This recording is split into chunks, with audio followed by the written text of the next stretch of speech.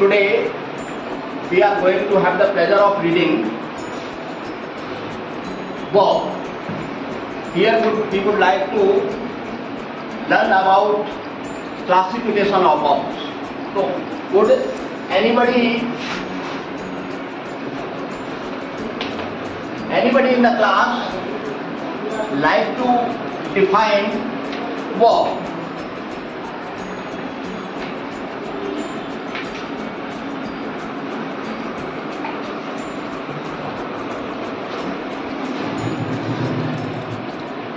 Ragini, what is verb? Definition. The word which denotes action, state, opening in is equal to verb. Verb. Very good. So according to Ragini, we can say the word Which which is used to denote action, state and possession is called verb. So we can say, sit down please. We can say verb does three duties. Verb does three duties. First one is action. Action. Second one is state. And third one is position.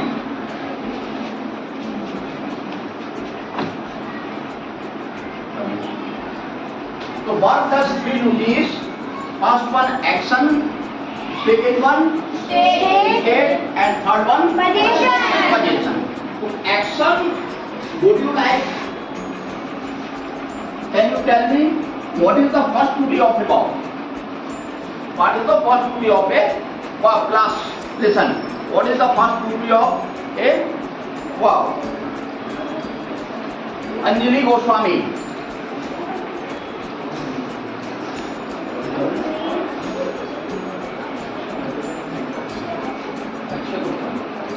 Akshay Gupta,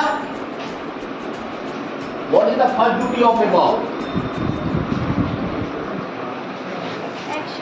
Action. First duty of a verb is action. What is the second duty of a verb? State. What is the third duty of a verb? Possession. Very good. So, for example, do, come, listen. These are the examples of action verbs. These are action verbs. Learn, speak, write, etc. These are the duties of action verbs. As far as possession is concerned, we can say whatever is explained by verb to be, they come under state form. जैसे is, are, am, was, were or being. These are possession verbs. These are state verbs. जैसे she is a bird.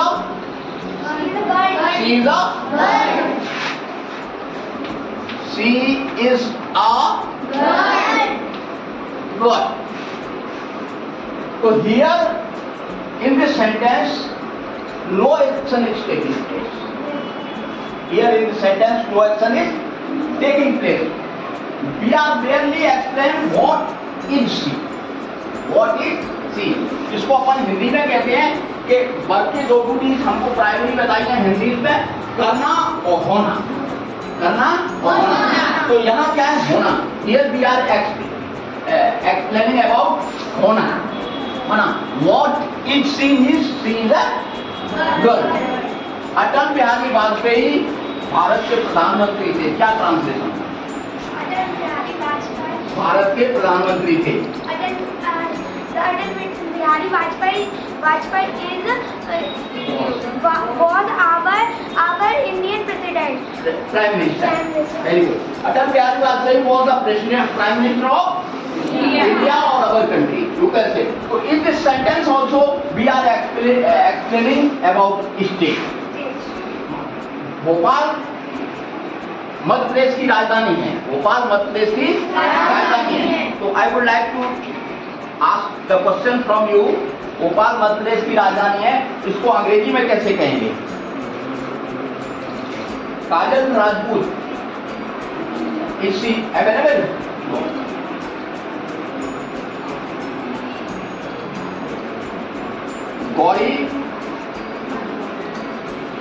Gauri दीदी,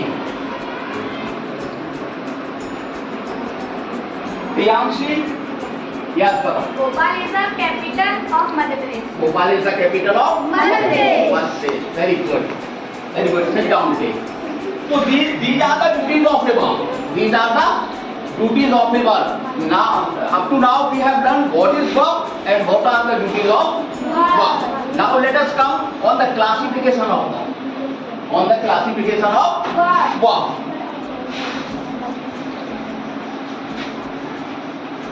On the classification of Verb. so primarily verbs are Two times. verbs are of Two times. two types. verbs are of Two times. अब what are they? वो कौन सी हैं? What are they? बताओ। Main verb और Main verb और helping verb. so primarily verbs are divided into two categories: main verb Helping verb. and helping verb. Main verb and Helping helping verb. verb. So here we are going to discuss about main verb.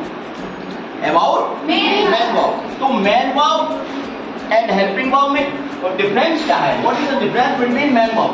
Main verb, yeah. Sir, main verb वो होता है जो हम किसी चीज को करते हैं उसके बारे में बताया जाए, उस चीज को मेन वर्ब कहते हैं। और हेल्पिंग वर्ब जो किसी शब्द में प्रयोग करके उस चीज के होने का प्रयोग करें उसको हेल्पिंग वर्ब कहते हैं। Very good, very good, very good.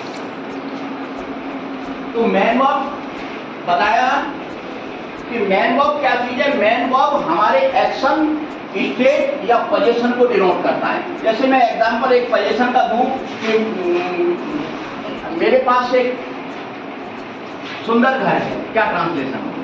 Sir, या I have one beautiful house. I have a Beautiful house. I have A a beautiful house.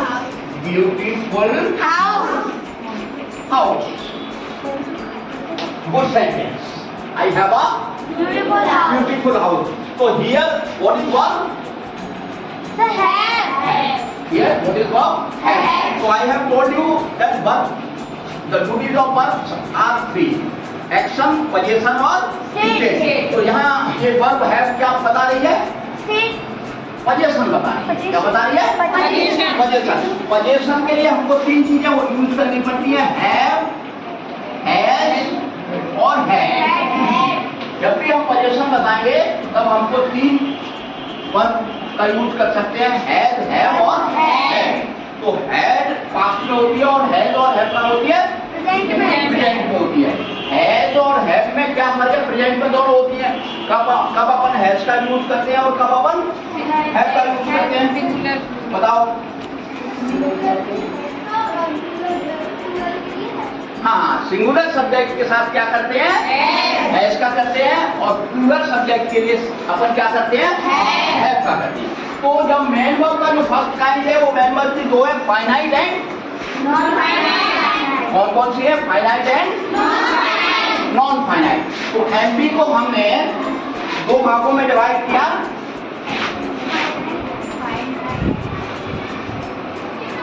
Finite and non-finite. So today we will have only we will learn about finite. So finite verb the verb, the definition of finite verb, the verb which is governed by the change of subject and tense are called finite. वे क्रियाएं जो कर्ता और काल के साथ अपना रूप बदल लेती हैं उन्हें हम क्या कहते हैं? Finite verb कहते हैं। जैसे मैं एक सेंटेंस लिखता हूं,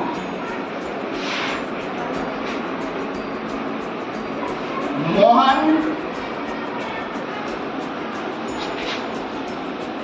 loves learning. Mohan loves learning. अब मैं एक सेकंड लिखता हूं, they love learning. तो मैंने यहां क्या किया? सब्जेक्ट चेंज कर दिया। तो सब्जेक्ट चेंज करने से बात क्या इसमें पर कौन सा ऐसा वर्ड था जो बदल गया? हाँ, कौन बताएगा?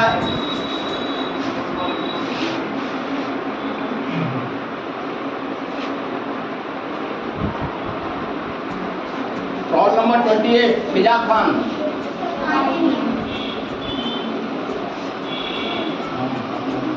जूली राठौर।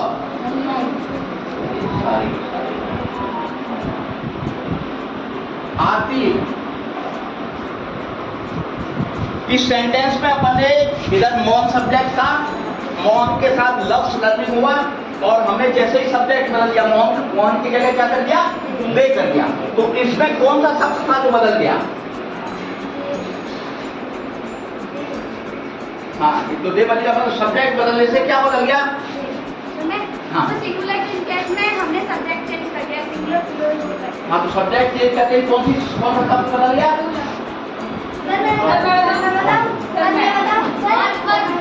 हाँ बताओ। लव बदल गया, क्योंकि देखो इसमें क्या हुआ, मोहन के साथ हमने क्या किया? लव्स का प्रयोग किया और जैसे ही मोहन के बाद सब्जेक्ट बदल गया तो हमने क्या लगा दिया? लव लगा दिया। तो इट मीन्स ये सब ये टेंस के साथ बदल गया है। ये टेंस सब्जेक्ट बदलते ही ये क्या हो गया? चेंज हो गया। तो फर्स्ट डेफिनेशन का पार्ट क्या था कि ये सब्जेक्ट बदलने के साथ जो शब्द बदल जाता है, जो वर्ब का रूप बदल जाता है, उसे हम फाइनाइट वर्ब कहते हैं। तो सब्जेक्ट के साथ चेंज होता है, दूसरा टेंस के साथ चेंज होता है। जैसे मैं टेंस बदलता हूं, मोहन इज लर्निंग इंग्लिश। तो देखो यहाँ क्या बदल गया? टेंस बदल गया। तो जैसे प्रेजेंट इंडेफिनिट से हम किधर गए? प्रेजेंट कंटिन्यूअस में गए। तो प्रेजेंट कंटिन्यूअस में जाते हैं तो क्या सॉरी लर्निंग को नहीं, लविंग। तो इसको मैं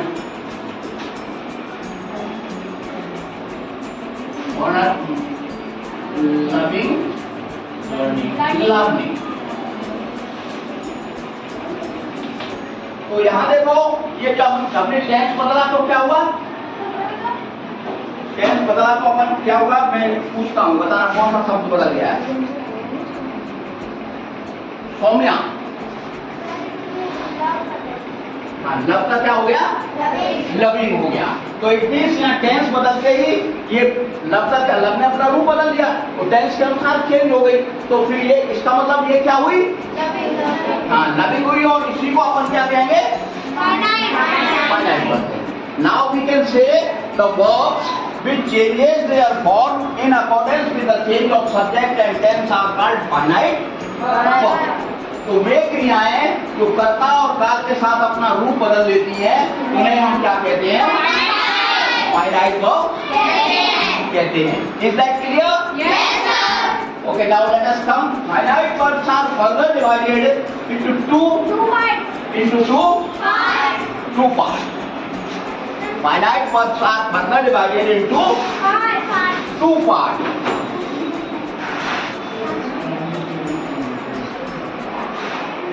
First one is transitive verb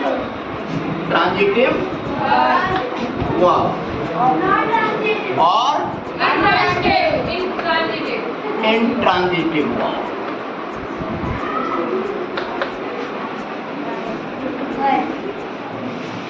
transitive and intransitive. Transitive का मतलब होता है सकर्मक और इंट्रांजिटिव का मतलब क्या होता है? अकर्म। Very good. तो सकर्म और अकर्म क्या? कर्म के साथ। जिन कर्म को अंग्रेजी में क्या बोलते हैं? ऑब्जेक्ट बोलते हैं। क्या बोलते हैं? ऑब्जेक्ट बोलते हैं उसको।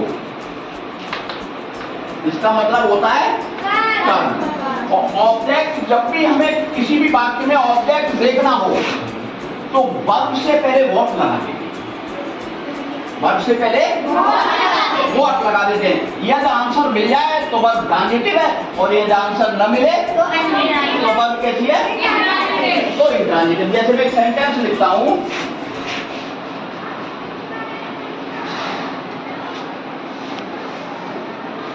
The class is doing his homework. The class is doing his homework. और इसकी जगह मैं देर लगा दूं तो that is almost correct. तो अब a class is what the class is doing? What is the class? What class is doing? Homework. तो मैंने तुमसे कहा था कि जब भी अपन वर्ब से पहले व्हाट लगाएं तो जो आंसर लेके आता तो वर्ब कैसी है? ट्रांजिटिव है। मैंने लगाया what the class is doing, तो आपका आंसर क्या मिला? होमवर्क। इसका मतलब यहाँ जो एमवी है वो क्या है? डूइंग है। तो डूइंग वर्ब ट्रांजिटिव हुई या इंट्रांजिटिव? वर्ब कैसी हुई? ट्रांजिटिव हुई। अब इसका यदि हमें आंसर न मिले, व्हाट का आंसर हमें ना मिले, तो समझ लो कि वर्ब इंट्रांजिटिव है। दूसरा रूल क्या है? जो जिनके वर्ब इंट्रांजिटिव होते हैं उनके पैसिव वॉइस नहीं बनते। कहने का मतलब पैसिव वॉइस बनाने के लिए हमें वर्ब का ट्रांजिटिव होना जरूरी है। यदि वो ट्रांजिटिव नहीं होगा तो we can not convert it into passive voice. Okay. Now let us come on. Intransitive verb में क्या होता है कि अब मैं एक क्वेश्चन लिखता हूँ, the child is sleeping. The child is sleeping. Is sleeping.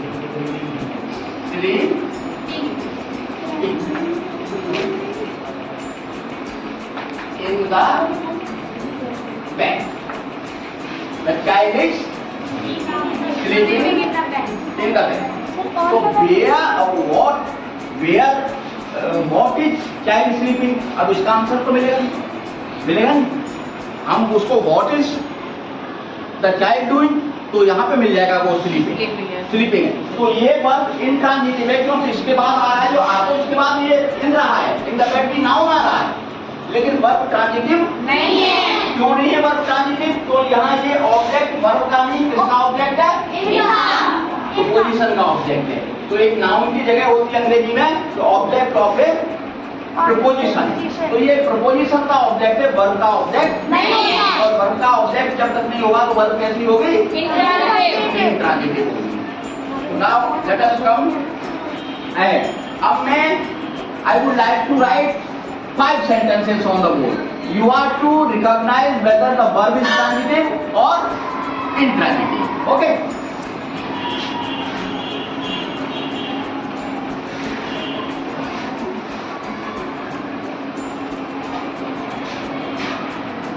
अब मैं बताऊंगा वो।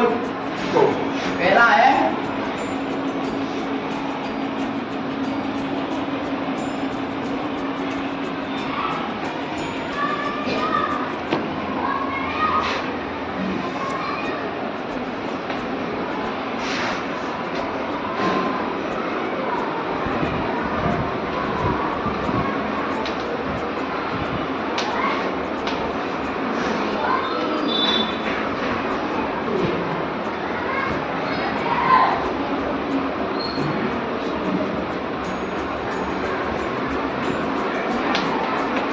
ये 3 सेंटेंसेस हैं।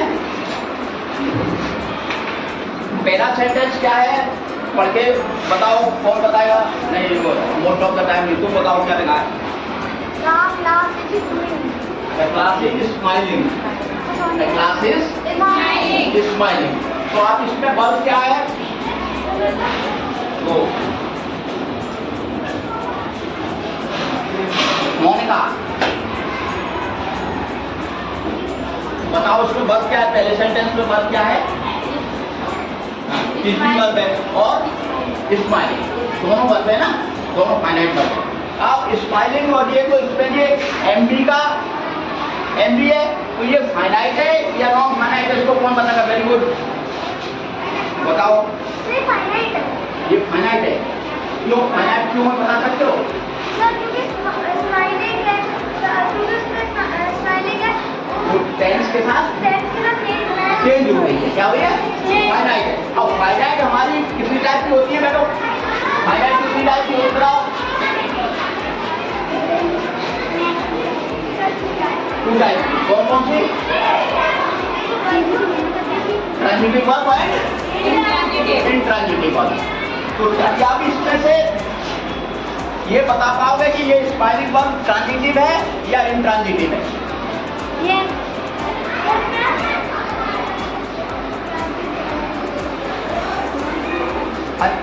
अंजलि गोस्वामी है? हाँ बता सकते हो ट्रांजिटिव है? वन सेकंड, चलो बताओ आज।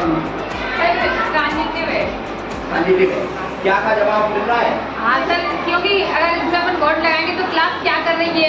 व्हाट इज स्माइलिंग मैंने बोला, व्हाट वर्ब, व्हाट स्माइलिंग, तो जब व्हाट स्माइलिंग का सर तो इंट्रांजिटिव है। इंट्रांजिटिव है, Yes. और ये इसके बाद तो ऑब्जेक्ट आई नहीं है, तो वर्ब तो इंट्रांजिटिव होनी होनी। ओके, वर्ब कैसी है? इंट्रांजिटिव। इंट्रांजिटिव है। दूसरे में वर्ब क्या है? तो ये आ रहे, इसको बता सकते हो ट्रांजिटिव है ये इंट्रांजिटिव है? हाँ खड़े हो बताओ क्या है? इंट्रांजिटिव है, क्योंकि इसमें भी एक्शन हो ही नहीं रहा है। वर्ब सिर्फ एक्शन में ही ट्रांजिटिव हो सकती है, बकाया स्टेट और पोजीशन में ट्रांजिटिव नहीं होती है। तो इसमें इसका मतलब ये भी इंट्रांजिटिव है। अब यहाँ ये थर्ड सेंटेंस क्या लिखा है तुम बताओ करके? I love teaching. तो आई लव टीचिंग में एमबी क्या है?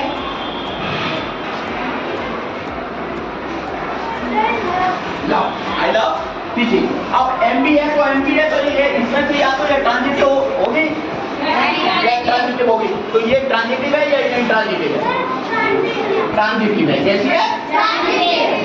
Transitive. Class class class class, very good.